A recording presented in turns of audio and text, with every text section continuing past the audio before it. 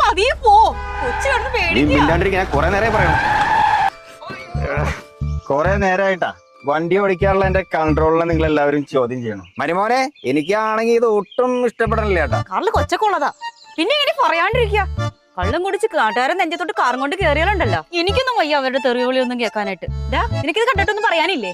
പറഞ്ഞതിന്റെ എന്റെ കവളത്ത് കണ്ടില്ലേ നീലിച്ചു കിടക്കണ. നീയൊക്കെ കണ്ടോ 6 എണ്ണം അടിച്ചിട്ടുമുള്ള എന്റെ കൺട്രോള്. നീ ഒന്ന് അടങ്ങിയ 10 മിനിറ്റ് ഞാൻ വീട്ടിൽ വെച്ചേരാം പോരെ. ലെഫ്റ്റ് സൈഡ് ഒരു സ്കൂട്ടർ നിൽപ്പുണ്ട്.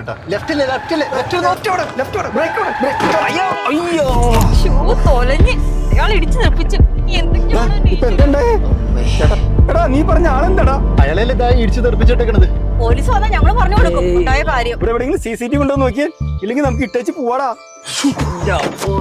കാലും നടുവൊക്കെ അയാള് വന്നി അപ്പോഴേ പറഞ്ഞതല്ലേ. എവിടെ നോക്കിട്ടാണോ നീ ആരൊക്കെ എന്താ നീയൊക്കെ എവിടെന്ന് അതെ ഒരു കാര്യം പറയാൻ വിട്ടു. അയാളുടെ കിട്ടണ എന്താ വെച്ചാലേ മേടിച്ചോ. ഞാനല്ല. ചേട്ടന് വേറെ ഒന്നും പറ്റിയില്ലല്ലോ അല്ലേ? അതെ എന്തെങ്കിലും പറ്റിയാവോ എന്തോ. മാപ്പാക്കണം. നിങ്ങൾക്കൊന്നും പറ്റിയില്ലല്ലോ അല്ലേ? പുള്ളി അടിച്ചിട്ടുണ്ട്. ഞാൻ ഇന്ന് അല്പം ഓവറാ. വണ്ടിക്കൊന്നും പറ്റിയില്ലല്ലോ അല്ലേ? കുഴപ്പമൊന്നുമില്ലല്ലോ.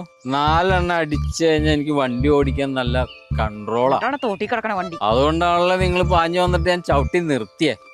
ഇല്ലെങ്കിൽ കാണായിരുന്നു ഇപ്പൊ. എന്നാ ഞാൻ പോട്ടെ. ഇങ്ങനെ അങ്ങനെക്കാളും ഫിറ്റാണല്ലോ. എന്താവശ്യം ഉണ്ടെങ്കിലും എന്നെ വിളിക്കണം. അതെ ഞാൻ പോവാണ്. പോയാ നോക്കിയും കണ്ടൊക്കെ പോയിക്കോട്ടാ. ഇങ്ങനെ പാവാടാ. എന്തൊരവസ്ഥ. ചേട്ടൻ സൂക്ഷിച്ച് വണ്ടി ഓടിക്കണം. പാപ്പനോടാ എന്താവശ്യം ഉണ്ടെങ്കിൽ വിളിക്കണം, മറക്കരുത്. പുള്ളി ഏതാണോ പഠിച്ച് മിന്നലാണോ? പാപ്പ നൈസായിട്ട് കണ്ടടാ, 4 അടിച്ചിട്ടും പുള്ളിയുടെ കൺട്രോൾ വേണ്ട. ഇനിയേ ഓ സ്റ്റിയറിംഗിലെ ഞാൻ തൊട്ടാലുണ്ടല്ലോ.